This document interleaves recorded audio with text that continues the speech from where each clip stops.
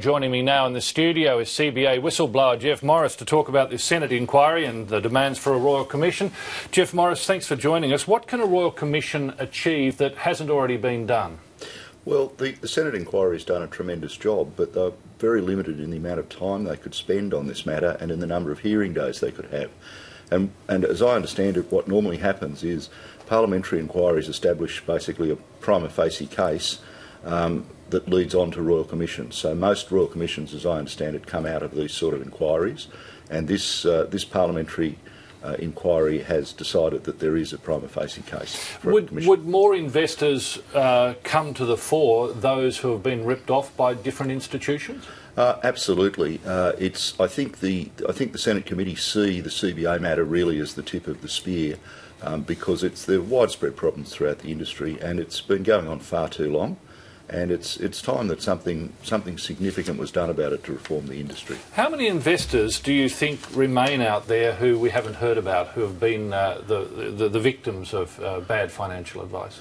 Well, just at CBA, there are 320,000 clients at Commonwealth Financial Planning.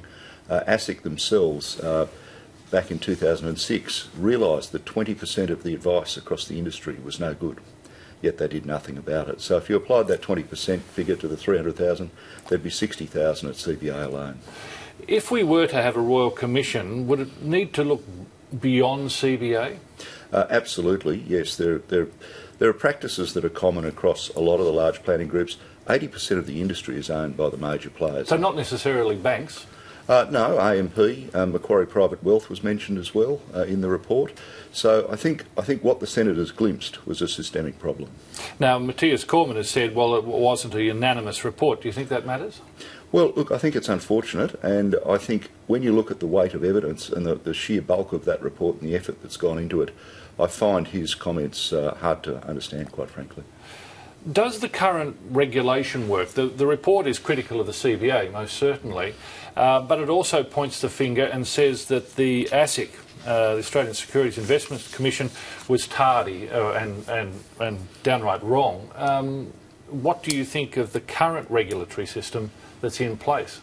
I actually subscribe to the view that there's probably adequate powers there. The problem is ASIC just don't use them properly. And I think what's more important than giving them new powers is getting the right sort of people into ASIC with the fire in their belly to do something about these problems. Well, fellow whistleblower, Sydney lawyer James Wilden described ASIC as incompetent, lazy and a lack of intellectual rigour. Well, I wouldn't disagree with him, because I spent 6 years now on this, and I found trying to get them to act on this matter when I gave them clear evidence was like flogging a dead horse. So that lethargy within the Commission hasn't necessarily changed? No, and I think that's partly why CBA has behaved the way they have, the fact that they had nothing to fear from this regulator. So would a Royal Commission help that? I think it's the only way to actually get at the truth of what's happened, because they have the time to call the witnesses in and cross-examine them under oath. All right, what happens if we don't have a Royal Commission? Well, I think the problems will continue, but I think also there's a groundswell of people who are campaigning against what's going on, because we know it isn't right. Well, Jeff Morris, we appreciate your time. Thanks for coming in to talk to us this morning. Pleasure, Tony.